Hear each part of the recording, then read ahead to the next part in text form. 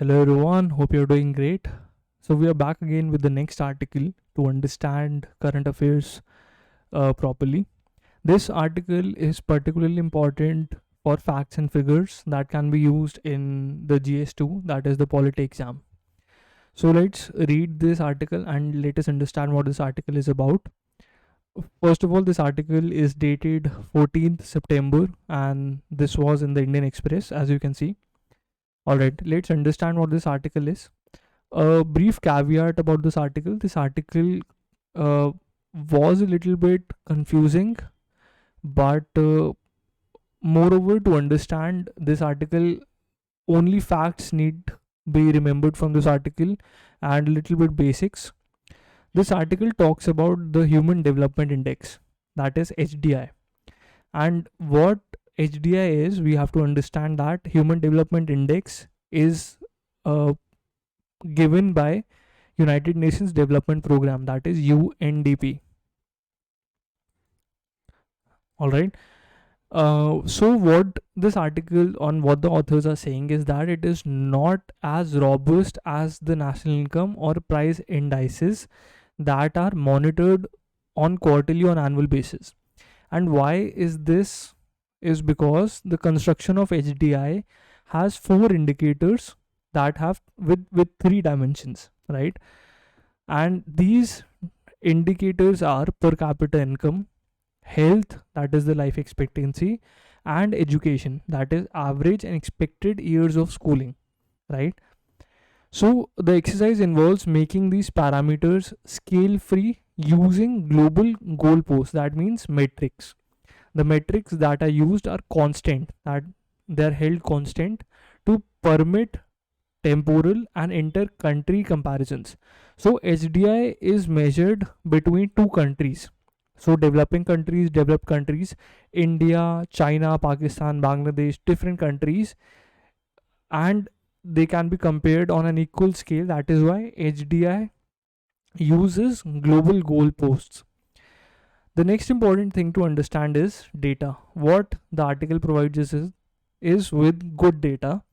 The annual rate of progress in HDI, which had gone up from 0.7% in the 90s to 0.8% in the following decade, has now declined. So what the article is saying, in 90s, this is decade, the HDI grew from 0.7 to 0.8%, right? But now it has declined to half that level during 2010-21, this decade, half that level. Higher achievements were recorded by medium and low HDI countries whose corresponding percentage growth had gone up from 1.1 to 1.6 but now declined to 0.8. So what they are saying is कि इनकी growth 1.6% तक हुई थी last decade में, मतलब 11 से 2011 से लेकर 21 तक, बट इस डेकेड में इट हैज़ रिड्यूस्ड halved, 0.8 तक हो गई है. The worst affected are Latin America and Caribbean regions whose growth has slumped to 0.3% during 2010 to 21. India, what are the statistics for India? India has comparatively performed well with its growth accelerating from 1.2% to 1.6%, but it came down to 0.9% in 2010 to 21. The bad news for India is that its global HDI rank has slipped from 129 in 2019 to 131 in 2020 to 132 in 2021-22. So you can see, and this is more important, and you can write this as it is in your exams, India's ranking in HDI has reduced from 129 to 131 to finally 132, right? The next most important things to be noted down here are the overall HDI for all the above mentioned categories is slightly higher in 21-22 compared to 2019, which unfortunately is not the case for India. So India is a sort of an outlier in case of HDI. India's per capita income in terms of purchasing power parity, PPP, that is one of our most important measures in economics, has gone down by 5% compared to a 2% increase for the developing countries. So India की purchasing power parity 5% से decrease हुई है, जबकि बाकी countries की 2% increase हुई है, and that to developing countries. And this data is from 2019 to 21-22, right? This is in conformity with the national data, as the country recorded a sharp fall of 7% in real terms in GDP. So GDP in real terms, this is a form of GDP. So GDP in real terms, GDP in per capita, GDP in real terms, so you will have to understand and know कि GDP के different forms क्या हैं. They are talking about there was a sharp fall of 7% in the real terms in GDP in 2020 and could not fully recover in the following year. The HDI figure being based on UN DESA 2022 data is likely to be influenced by very high reporting of COVID deaths in India by WHO in 2020. So these are some instrumental and institutional figures that are given. The HDI figure being based on UN DESA data is likely to be influenced by the deaths that were reported by COVID in India in 2020. The slight decline in development indicators may not be taken as a matter of serious concern, as they can be attributed to the methods of scaling and composition that result in serious loss of information and subjectivity. So here is the reason why HDI index and the decline of India's position in HDI should not be taken as a matter of serious concern. Now, why is that the authors tell us is because the methods of scaling and composition that is used by UNDP to measure HDI, it results in serious loss of information and subjectivity. So hence we can assume and say that HDI is an index that needs not be monitored very accurately or sharply by us as Indians. One must probe into the data used by UNDP from different sources, given the fact that the last 3 years have been disastrous for the statistical systems of developing countries. Right? One more reason that has been given, that last 3 years का data इतना disastrous रहा है हर developing country के लिए. So we have to understand कि वो कौन सा data use करके अपनी ranking निकाल रहे हैं.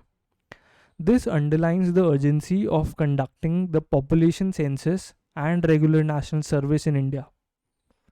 This underlines the urgency of conducting a population census and regular national service in India. So this is a solution that has been provided that we can write in the exam कि अगर हम HDI index को use नहीं कर सकते तो what can India do to be more accurately measured in this statistics. What we as a country can do is we can have population census one and regular national surveys, because these are indices, they take education, as we have just mentioned, the indicators are health, education and income, per capita income, that too. So अगर हमारे पास correct figures इनके होंगे, then we would be correctly be able to attribute it to different reports. A genuine reason for concern for India, however, is the high inequality in different dimensions of development. Let us understand what this means. Now, whatever we are talking about is a little bit trivial to understand, but if you do, it's very nice and it's very good. You can use that in your answers as well. Inequality adjusted, UNDP uses UNDP brings out inequality adjusted HDI figures, which reduces the value based on inequality within the country. तो हर country में किसी ना किसी indicator की inequality होगी. जैसे education में inequality है, इनकम में इनइक्वालिटी है. तो यूएनडीपी क्या करता है, यूएनडीपी इसको नॉर्मलाइज कर देता है. नॉर्मलाइज मतलब कि वो एचडीआई फिगर्स को एडजस्ट कर देता है कि जो कंट्री की इनइक्वालिटी है उसको हटा दिया जाए. बट प्रॉब्लम ये है कि इसकी वजह से इंडिया के अंदर बहुत लॉस हो रहा है, बिकॉज अब now this is the point two understand कि इंडिया में एजुकेशन इनइक्वालिटी या डेटा में इनइक्वालिटी बहुत ज़्यादा है, जिसकी वजह से हमारा most of the important data UNDP rejects. By this measure, India sinks from 132nd to 134th position, as its inequality is higher than the average figures for the countries. The analysis for inequality across different dimensions of development for very high, high, medium and low categories of development in 2021 reveals an interesting pattern. The loss in overall HDI due to inequality in the topmost category is 10%, which only goes up to 17, 24 and 31% respectively as we go down in terms of development categories. तो ये कह रहे हैं basically this means जो HDI का overall loss है inequality की वजह से टॉप मोस्ट कैटेगरी में वो सिर्फ 10% का है, और ये सिर्फ ऊपर जाता है 17, 24, मतलब 17, 24 एंड 31% ही जाता है as we go down in terms of development categories, जैसे ही हम डेवलपमेंट कैटेगरीज में नीचे जाते हैं. More importantly inequality in health and education is the top most category in less than 10%, which is half that of income inequality, right? Crux is का यही है सिर्फ कि India belonging to the medium HDI category shows dimensional inequalities similar to or slightly below the average figures in the category, except in the case of education where it is high and closer to low HDI countries. So basically what the author is saying is कि India के अंदर आपका हम belong करते हैं medium HDI category में, right? And we show हमारे पास dimensional inequalities हैं सिमिलर या फिर स्लाइटली बिलो एवरेज फिगर्स के जो उस कैटेगरी में होने चाहिए.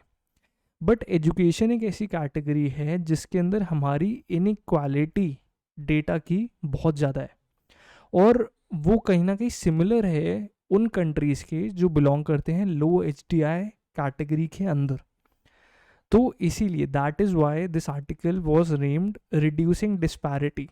डिस्पैरिटी मीनिंग चेंज और इनइक्वालिटी.